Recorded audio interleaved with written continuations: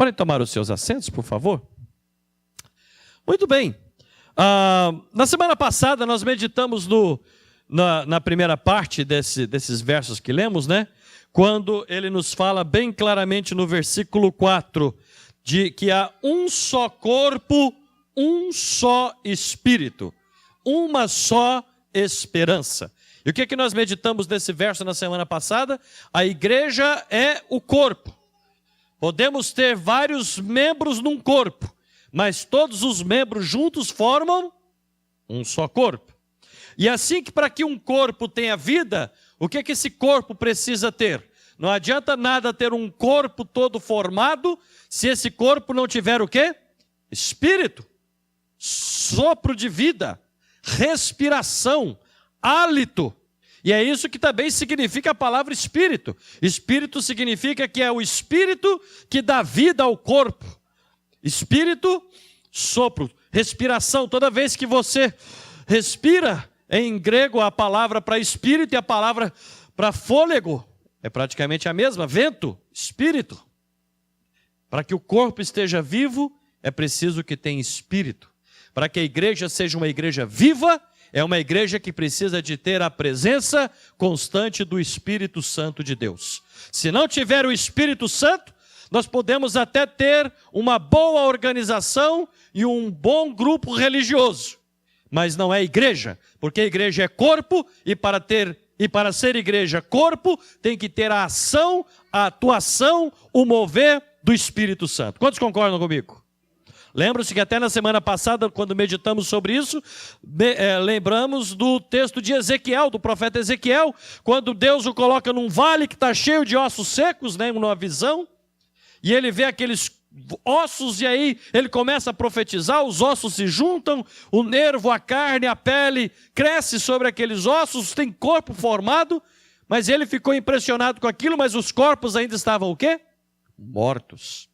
Não adianta ter corpo formado se não houver espírito. Não adianta nada tentarmos formar uma igreja que tenha todas as suas organizações se ela não se tornar um organismo vivo. E o que traz vida ao corpo de Cristo, que é a sua igreja, não são os nossos eventos, não são as nossas atividades, não são os nossos cultos. O que traz vida à igreja é o Espírito Santo de Deus. Porque se não houver Espírito na igreja, nada mais será realmente vivo. Tem organização, tem estrutura, mas se não for organismo vivo com o Espírito, é organização religiosa. E nós precisamos de muito mais do que sermos uma boa organização religiosa. Quantos concordam comigo? Amém? E depois disso, se somos corpo, estamos vivos, porque o Espírito de Deus está em nós, habita em nós, age em nós, então nós também temos uma única esperança da vocação. Como corpo, nós sabemos que nós caminhamos em direção a um único alvo. E na semana passada eu terminei a mensagem lembrando e dizendo para nós qual é a nossa esperança da nossa vocação. Você, individualmente, cada um de nós pode ter muita coisa que espera ou que queira, mas coletivamente, como igreja, corpo vivo de Cristo, que tem o seu Espírito habitando e dando vida, só tem uma única esperança para todos nós. Que todos um dia reconheçam o que é a próxima parte da mensagem de hoje, que é como eu terminei semana passada e como nós vamos continuar falando hoje. A nossa esperança é que um dia todo joelho se dobre e toda língua confesse que Jesus Cristo é o quê? Que Jesus Cristo é o quê? Não, eu quero que você diga isso com mais convicção. Que Jesus Cristo é o quê? É o Senhor para a glória de Deus Pai. Lembra-se, quem estava aqui semana passada? Quem estava aqui semana passada? Como é que nós terminamos a mensagem na semana passada? Declarando que Jesus Cristo é o quê? Senhor. E como é que nós fizemos aquilo? De joelhos. Nós hoje já nos ajoelhamos diante do Senhor Jesus e declaramos: Senhor Jesus, Tu és o Senhor da minha vida, da nossa vida, Tu és o Senhor desta igreja. Quantos concordam que Cristo é o Senhor? Não só de todas as coisas, mas da sua vida, da nossa vida e desta igreja, em nome de Jesus Cristo. E o que significa declarar então? Porque nós fizemos a declaração. Que está até citando essa bela passagem de Filipenses capítulo 2.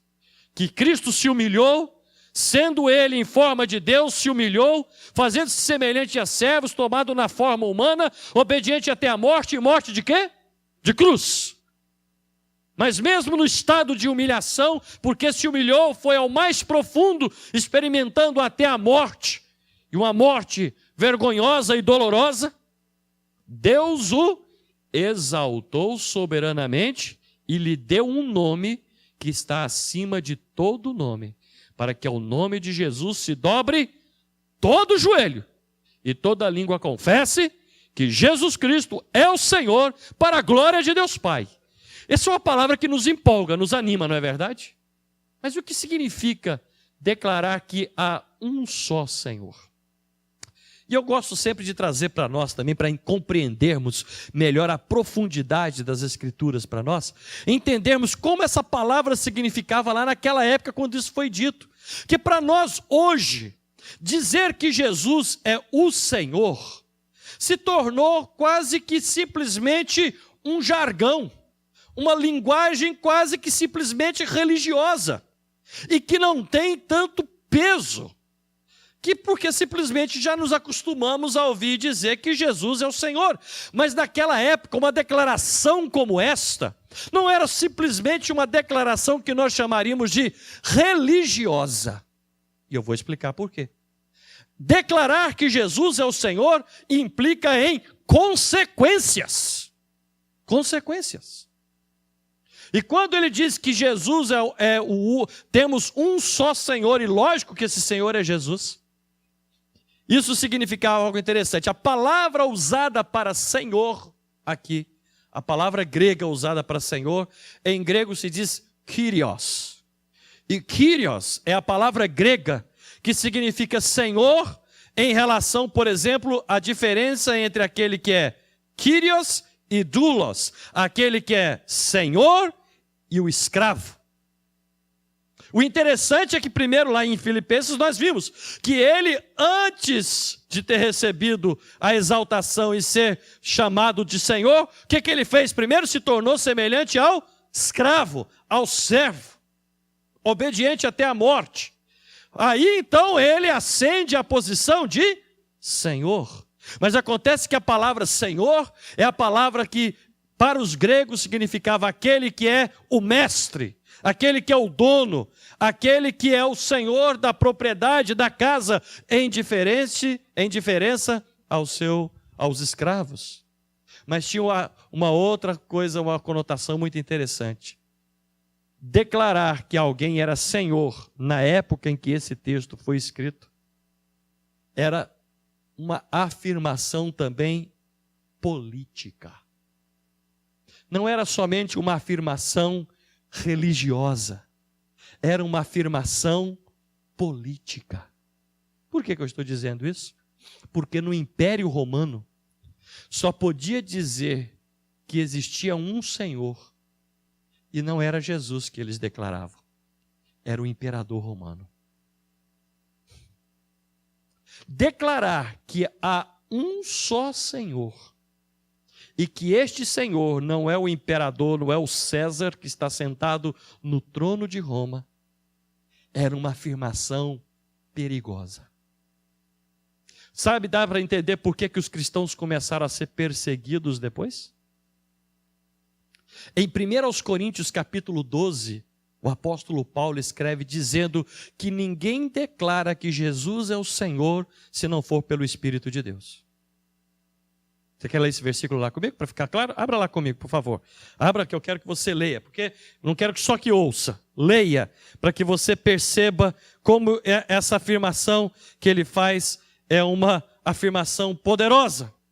Eu gostaria que você lesse prestando atenção, dizendo assim no verso, vamos ler a partir do verso 1, Vamos ler do verso 1 ao 3 de 1 aos Coríntios, capítulo 12. Ele diz: acerca dos dons espirituais, não quero, irmãos, que sejais ignorantes. Vós bem sabeis que eres gentios, levados aos ídolos mudos, conforme eres guiados.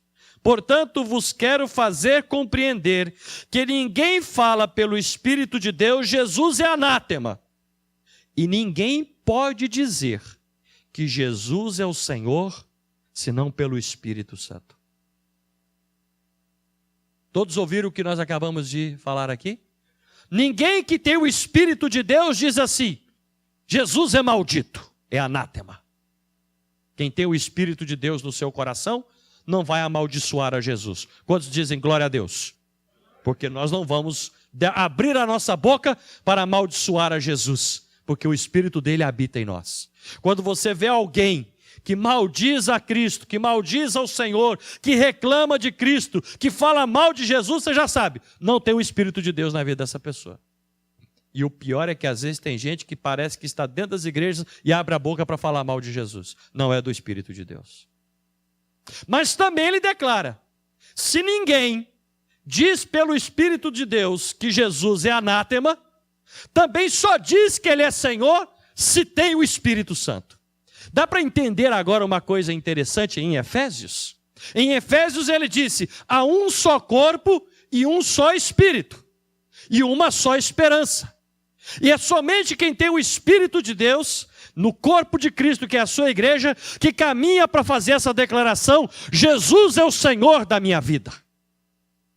Você tem que ter o Espírito de Deus para declarar de fato, não para declarar de boca. Porque senão podemos correr o risco de nos tornarmos como o povo de Israel, como a nação de Judá na época do profeta Isaías. Que Deus teve que dizer através do profeta para o povo: este povo me honra com os seus lábios, mas o seu coração está longe de mim. Deus não se encanta com palavras bonitas que são ditas. Deus quer a nossa dedicação. E por isso nós só podemos ter um Senhor na nossa vida. E esse Senhor chama-se Jesus Cristo. Alguém diz: pastor, mas eu já tenho Jesus como Senhor da minha vida. Mesmo? Então você mesmo não pode ser Senhor da sua vida. Ok? Já ouviu que tem pessoa que diz assim: eu sou o dono da minha vida, eu faço o que eu quiser na minha vida. O brasileiro gosta de usar uma expressão mais arrogante. Eu sou o dono do meu nariz. Porque o nariz se empina. O português fala isso também? Fala também. Então vocês são arrogantes também. Pensei que era só o brasileiro, né? Não, é também. E o cabo-verdiano fala isso também? Então é todo mundo arrogante mesmo. Todo mundo precisa de se ajoelhar e confessar que Jesus é o Senhor. E você já viu uma coisa interessante? Quem empina o nariz e acha que é dono do nariz, levanta. Quem ajoelha e confessa que Jesus é o Senhor, você já notou qual é a atitude da maioria das pessoas quando se ajoelham? Abaixa o nariz. Declarar que Jesus é o Senhor significa que você está abrindo mão de ser até o dono da sua própria vida. Paulo declara: não vivo mais eu, mas Cristo vive em mim.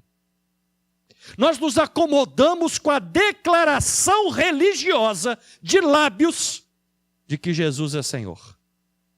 Mas poucos são os que querem e permitem e declaram de coração e entregam que Jesus é o Senhor da sua vida. Todas as vezes que você quiser algo, planejar algo, coloque primeiro na presença de Jesus. Porque se Ele é o Senhor, Ele é que tem que decidir. Mas eu disse que isso era uma declaração perigosa. Perigosa, porque era uma declaração política. Porque deixa eu dizer uma coisa para vocês, para nós. Essa declaração significa, sabe o quê? Que nosso primeiro compromisso, quando dizemos que Jesus é o Senhor, não é com a nossa pátria, é com Cristo. E isso é perigoso para os políticos, para os governantes, porque eles querem pessoas que sejam fiéis a eles em primeiro lugar. Sabe por que os cristãos eram perseguidos? Porque o cristão, em primeiro lugar, declarava que sua total obediência era a Cristo. E se o império se o império tentasse interferir na sua lealdade a Cristo, ele continuava dizendo: eu tenho um Senhor, e esse Senhor chama-se Jesus, não é César. Com o passar do tempo, na época que a epístola ainda foi escrita, o cristianismo, os nossos irmãos cristãos do passado, ainda não estavam sendo perseguidos. Mas já tinha que ter coragem para declarar: Jesus é o Senhor.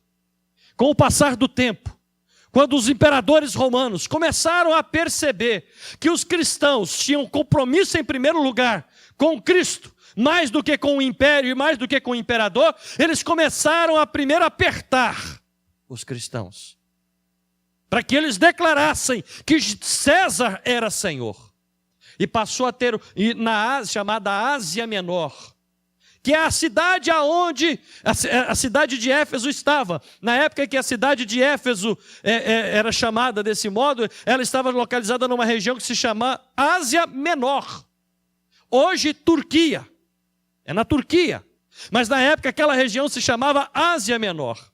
E é interessante que quando nós fizemos uma viagem em 2012 para aquela região ali, uma das cidades que eu mais gostei de visitar foi a cidade de Éfeso.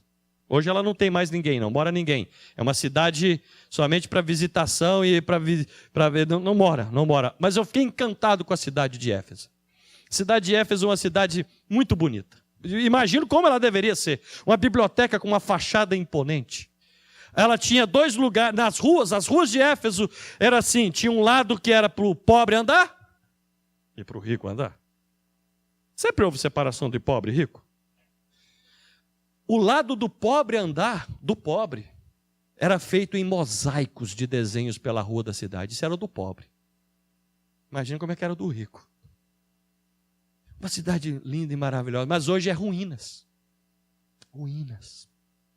Ela tinha um porto e estava próximo do mar, agora até o mar está longe dela, nem aguentou, nem o mar aguentou a cidade mais. Mas o que eu quero dizer é que essa cidade de Éfeso foi a cidade que recebeu essa carta dizendo assim: olha, sabe quem é que é o Senhor?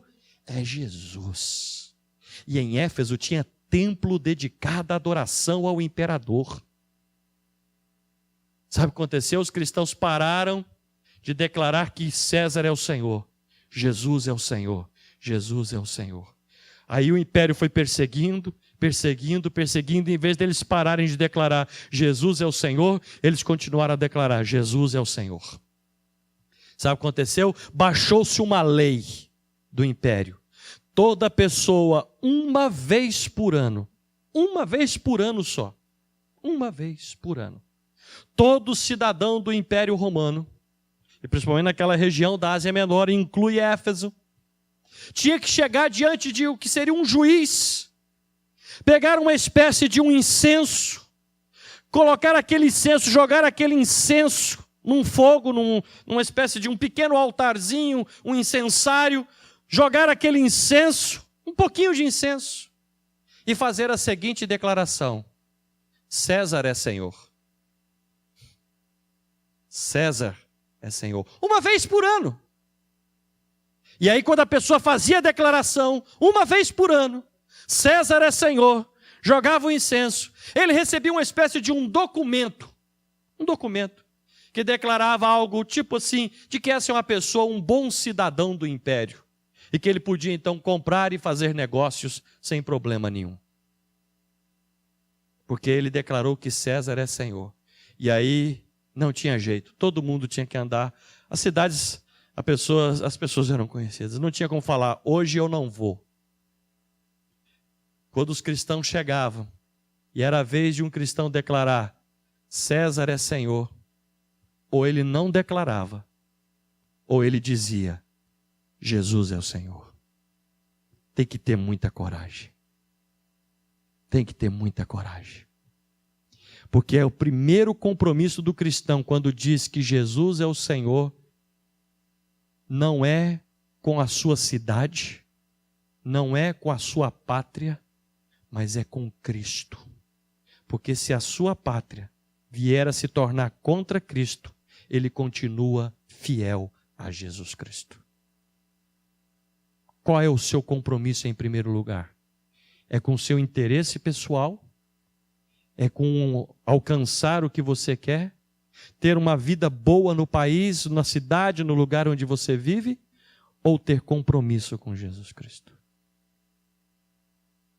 Ser cristão não é tão simples como parece, porque significa que o seu compromisso é com Jesus Cristo.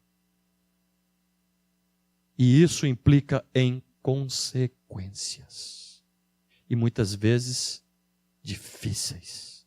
Por isso ele declara que há um só Senhor. Esse Senhor é Jesus. E há uma só fé. O que significa fé aqui? A palavra fé não significa que você crê somente intelectualmente que Jesus é Senhor. Fé aqui não significa crença. Fé nem tão pouco significa um desejo de algo. Uma expectativa de uma crença que você tem em algo.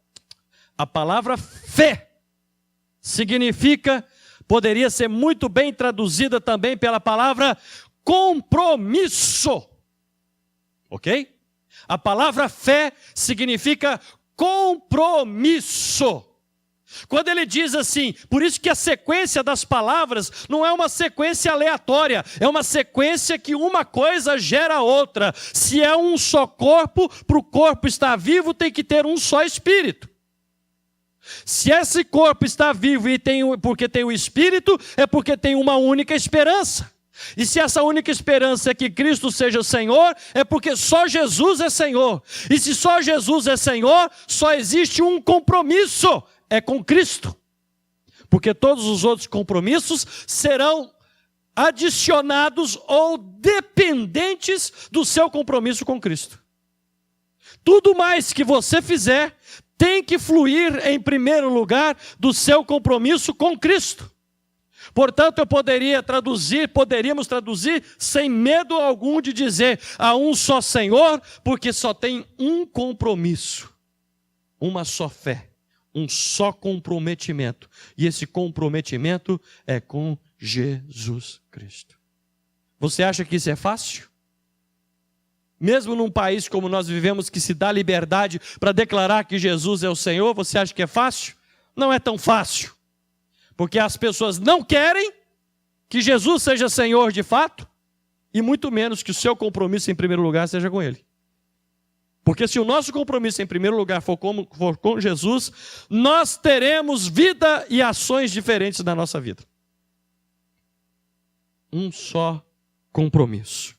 É interessante que, já que o termo Senhor era usado para falar do imperador, e com o passar do tempo passaram a exigir que as pessoas declarassem de fato que César é Senhor, e os cristãos continuaram declarando Jesus é o Senhor, porque o meu compromisso é com Ele. Era assim, quando alguém era admitido no império, quando alguém era admitido, um soldado era admitido dentro do exército, ele tinha que fazer uma declaração pública de que eu sirvo ao império e o meu Senhor é César.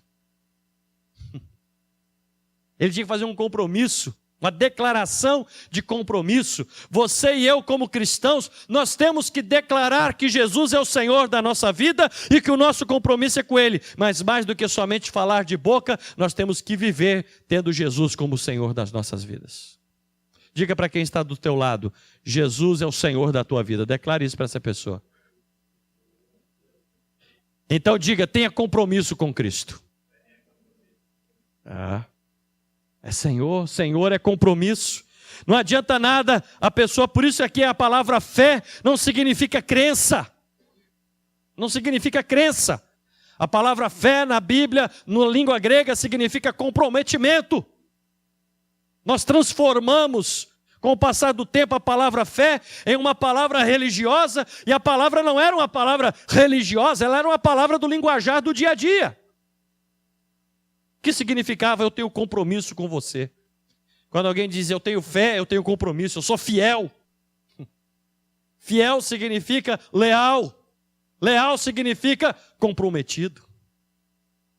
E é nesse sentido que ele fala que nós temos um só Senhor, que declaramos de joelhos, abrimos com essa declaração que vem aos nossos lábios, mas a fazemos de vida no nosso dia a dia. Dá para entender agora mais uma vez porque em 1 aos Tessalonicenses capítulo 2, verso 3, o apóstolo Paulo diz: ninguém vai declarar que Jesus é o Senhor se não for pelo Espírito de Deus? Declarar não da boca somente, mas o que sai de dentro do seu coração. Porque se há um só Senhor, e aí ele diz, e há um só batismo. Um só batismo. E o que ele quer dizer com um só batismo? Significa, se eu tenho Jesus como meu Senhor, se eu estou comprometido com Ele, porque há uma só fé, que Ele é o meu Senhor, eu não só declaro isso, como demonstro publicamente através do batismo. O batismo é o outro lado do compromisso. Não é que nós temos fé, é uma coisa que eu posso ter, separada do outro que é batismo. Estou dizendo que essas palavras têm uma sequência. Se você tem fé em Cristo, se você tem compromisso com Cristo, então ele diz, então tem que se batizar. Por qual razão? Porque o batismo é a declaração pública de que você e eu temos compromisso com Jesus Cristo. É como que uma forma de selar o compromisso. É como que a autenticação do compromisso. É o batismo. E não é somente um mero ato simbólico, como muitas vezes nós ouvimos tanto falar. Não é um simples ato simbólico. O batismo é um ato espiritual. Não é um ato simbólico. É um ato espiritual. Quando a palavra declara que quando alguém é batizado nas águas, ele está espiritualmente sendo imergido em Jesus Cristo. O batismo não é um símbolo somente. O batismo é muito mais do que um símbolo. O batismo é um ato espiritual, em que nós somos, por causa da nossa fé, do nosso compromisso com Cristo, imergidos, batizados em Jesus Cristo. E fazemos então o quê? Veja como volta o círculo. Quando somos batizados, somos imergidos no corpo de Cristo. Percebeu que coisa tremenda que é isso? Ele começa dizendo há um só corpo. E quando ele chega para fazer essa declaração final antes da próxima sobre Deus, porque essa aqui fecha, o círculo é como um círculo, ele começa dizendo aqui em cima, há um só corpo, um só Espírito, uma só esperança, um só Senhor, uma só fé, um só compromisso, um só batismo. Voltou o círculo. Porque a maneira de nós sermos inseridos no corpo de Cristo é através do nosso compromisso, fé, junto com a nossa declaração pública do batismo. Porque o batismo é um ato espiritual que sela o nosso compromisso de fé, o nosso comprometimento de palavras com Cristo Jesus. E quando nós fazemos isso, aí acontece algo maravilhoso. Assim como naquela época o soldado tinha que fazer a declaração pública e tinha que declarar que só César é Senhor, nós temos que sempre declarar, hoje e sempre, que Jesus é o único Senhor. Esse é o meu compromisso de palavra e esse é o meu compromisso de atos, que vai pelo primeiro dele, o batismo. E aí então fechou o círculo. Fechou o círculo. A igreja está, quando eu digo fechou o ciclo, não é que a igreja se fechou em si mesma. Significa que aquilo que nos forma e que nos faz como igreja tem os seus elos conectados. E quando todos esses elos estão conectados e formamos uma igreja, ninguém mais pode quebrar isso. Círculo lembra também o quê? Aliança. Não é isso? Quando nós nos casamos, fazemos um compromisso com alguém, o que a gente faz? Coloca uma aliança. Aliança, às vezes algumas pessoas gostam até de inovar e fazer com outros modelos, mas ela persiste em se tornar círculo. Tem gente que às vezes quer colocar ela mais quadradinha, de um canto, mais alguma coisa, mas ela permanece círculo. E esse círculo significa algo, não tem começo e não tem fim. Você não sabe onde começa, você não sabe onde acaba. Mas você sabe uma coisa, que o que está dentro deste círculo é um compromisso. É o que isso aqui significa. E sendo assim, aí ele faz então a declaração final, maravilhosa, e aqui que eu quero chegar à conclusão da nossa mensagem de hoje. Eu gostaria de fazer a declaração final. Eu quero que você fale comigo, cada uma dessas 6 declarações que foram feitas. Fale comigo assim: há um só corpo, há um só Espírito, há uma só esperança, há um só Senhor, há uma só fé, há um só batismo. E aí quando acontece isso, o que é que faz? Declaração final, versículo 6. E um só Deus, Pai de todos, o qual é sobre todos, por todos e em todos. Deus é Pai. Aqui vem uma declaração maravilhosa. Declaramos que Jesus é Senhor. O senhorio de Cristo é que nos dá acesso à presença do Deus que não é nosso juiz, que não é simplesmente o nosso rei, mas é acima de tudo o nosso Pai. Eu já contei essa ilustração em uma mensagem anterior. Eu creio que a ilustração é interessante, bonita e vale a pena para hoje.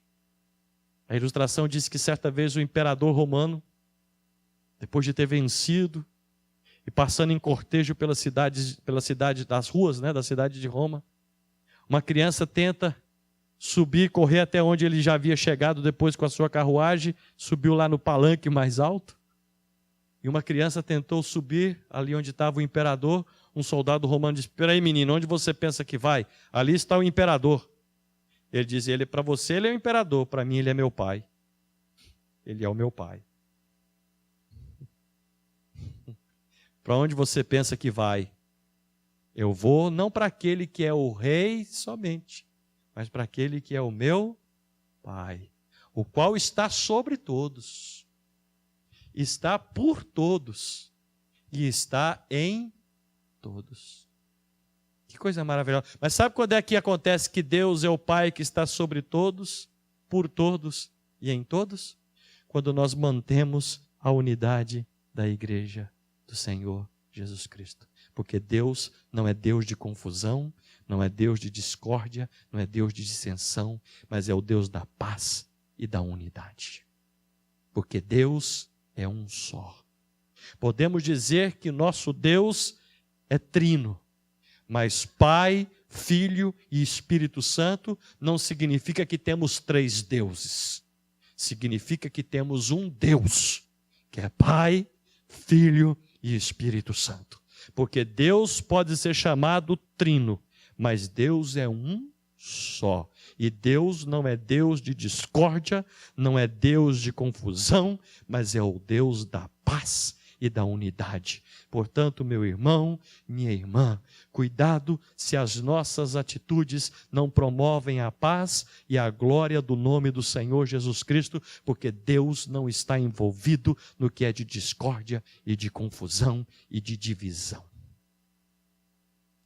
Todos os dias Deus disse para o seu povo, e aqui que eu encerro, lá no passado, todos os dias, e até hoje o judeu mais fiel, ortodoxo em alguns aspectos ali, mas que segue aquilo mais à risca, ele declara até hoje: essa mesma palavra que Deus disse lá no passado. Todos os dias você vai declarar: ouve, ó Israel, o Senhor nosso Deus é o único Senhor. O Senhor nosso Deus é único e é o Senhor. Lembre-se todos os dias, Cristo é o Senhor da nossa vida. Cristo é a cabeça da igreja, nós somos o seu corpo. Estamos na igreja porque cremos e temos compromisso com Cristo Jesus, nos batizamos e fomos imergidos em Cristo, temos a esperança de que o Senhor será declarado Senhor sobre tudo e sobre todos. Mas para isso eu tenho que manter a unidade, para que Deus esteja sobre tudo e sobre todos e através de todos. Portanto, quando você estiver passando por um momento difícil, lembre que Deus está sobre tudo. Se você estiver passando por um momento difícil, lembre-se que Deus está passando por tudo. Quando você estiver passando por um momento difícil, lembre-se que Deus está em tudo. Não só no que é bom, mas também no que é difícil. Não só nos momentos que você pensa que são os melhores, mas nos momentos que são também os momentos mais difíceis da sua vida. Nunca diga assim: onde está Deus? Eu vou te dizer onde Deus está. Deus está sobre todos, por todos e em todos, e está em você, se você também é filho de Deus, tem o Senhor Jesus Cristo como Senhor da sua vida e vive na comunhão, na unidade do Espírito de Deus. Deus está aí. Deus está aí. Hoje no culto em inglês, a irmã Sandra leu um texto de Hebreus capítulo 11, verso 6. Depois eu até dei uma pequena participação rápida no final do culto sobre esse versículo. E é sobre isso que eu gostaria que você se lembrasse. No que está escrito em Hebreus capítulo 11, verso 6. É impossível, sem fé, sem compromisso. Entenda a fé como compromisso. Diga para quem está do seu lado: fé é compromisso. Agora diga para quem está atrás, então. Fé é compromisso. Se você não tem ninguém atrás, diga para quem está na frente. Fé é compromisso. É impossível. Vamos traduzir esse versículo de uma outra. Está correta a palavra fé, mas entendendo que fé é compromisso. É impossível agradar a Deus sem ter compromisso com Deus. É ou não é verdade? Você acha que você agrada a alguém que você não tem compromisso com ela? Sem fé, sem compromisso, é impossível agradar a Deus. E aquele que se aproxima de Deus, aí agora me permita, vou dizer a tradução como está, mas me permita uma outra tradução que eu creio que é totalmente válida e para mim esclarece mais ainda. Ele declara: e todo aquele que dele se aproxima deve crer que Deus existe, que Ele existe. Mas deixa eu dizer uma coisa: se você já se aproximou de Deus, você já crê que Ele existe. Na realidade, essa frase em grego pode ser traduzida da seguinte maneira. Quando eu digo assim, acredite-me, eu conheço a língua grega. Eu não estou inventando da minha cabeça. Não sou maluco de inventar uma coisa da minha cabeça. Essa frase em grego pode ser traduzida da seguinte maneira: e todo aquele que dele se aproxima deve confiar que ele ali está. Porque o que o autor aos Hebreus está pedindo não é que você busque provas da existência de Deus. O que ele está dizendo é: se você se diz que está próximo de Deus, confie que ele ali está. Porque Deus está sobre todos, por todos e em todos. Confie que Deus está. Deus te abençoe em nome de Jesus. Vamos ficar de pé nessa hora. Curva a sua cabeça, feche os seus olhos nesse momento. Vivemos momentos, sempre passamos por momentos difíceis e apertados. Mas estamos vivendo em momentos difíceis também esses dias que estamos vivendo, não estão fáceis. Continuamos ainda vivendo momentos dentro dos Estados Unidos, e não só dentro dos Estados Unidos, mas ao redor também, de muito temor, muita discórdia, muita divisão, por causa dessas consequências políticas, que às vezes as pessoas pensam que... tem gente que fala assim: eu não quero saber de política, não tem nada com política. Tem. querendo ou não, ela te toca, ela te afeta de uma forma ou de outra. Declarar que Jesus era Senhor era uma declaração política. Gente morreu porque declarou que Jesus era Senhor. Tem. Nós estamos vivendo um momento meio conturbado, de dúvidas, incertezas, medos para muitas pessoas. Não só dentro dos Estados Unidos, como fora dos Estados Unidos. Eu não quero entrar aqui, lógico, eu não quero fazer discussão política, que não é meu ponto, porque o púlpito não é para discutirmos política, mas para falarmos do Evangelho e como isso pode afetar, sim, a nossa vida, e uma delas está na área da política. Eu não quero discutir o que é certo, o que é errado, quem é, quem não é isso. A única coisa que eu quero declarar é a seguinte: não importa quão conturbado esteja o momento, quão dividido esteja o momento, quão assustador para alguns seja o momento, o que importa é que Deus continua sendo aquele que está sobre todos, por todos e em todos, e você está incluído dentro dessa palavra. Não tenha medo. É verdade que nós ficamos em alguns momentos apreensivos, mas a palavra de Deus para nós é: não tenha medo. Confie, porque o Senhor é acima de tudo e de todos. E Cristo é o Senhor da sua, da minha e da nossa vida. E o nosso compromisso chama-se Jesus Cristo. Quantos podem dizer amém? Vamos orar então. Senhor, queremos te louvar e te exaltar, porque o Senhor é nosso Deus, mas é Deus que é nosso Pai, que está sobre todas as circunstâncias da vida, que está em meio às circunstâncias da vida e que atravessa as circunstâncias da vida. O Senhor envolve todas as coisas e está em tudo, Senhor. Mesmo naqueles momentos em que alguns não percebem, não reconhecem, não declaram a Tua presença, nós que nos aproximamos de Ti, confiamos que o Senhor ali sim está. Porque o Senhor é Deus presente. E o Senhor é Deus presente porque a Tua palavra também nos declara que é por causa de Jesus, porque um dos nomes de Jesus na Escritura é Emanuel, que significa Deus conosco. Se Jesus é o Senhor da nossa vida, então também o Senhor é o nosso Deus, ó Pai, Deus de amor. E o Senhor é Deus presente em Jesus e através de Jesus para nós. Obrigado. Dai-nos uma convicção de que o nosso compromisso em primeiro lugar é com o Senhor. Nós não declaramos compromisso com ninguém mais a não ser com Cristo em primeiro lugar. E a nossa palavra como igreja é: Senhor, estamos comprometidos contigo, com a Tua palavra, com o Teu Evangelho. Não importa as consequências, se somos igreja, o compromisso é contigo em primeiro lugar. Guarda-nos e seja glorificado, hoje e sempre, em nome de Jesus. Amém, e amém, e amém. Graças a Deus. Deus nos abençoe a todos.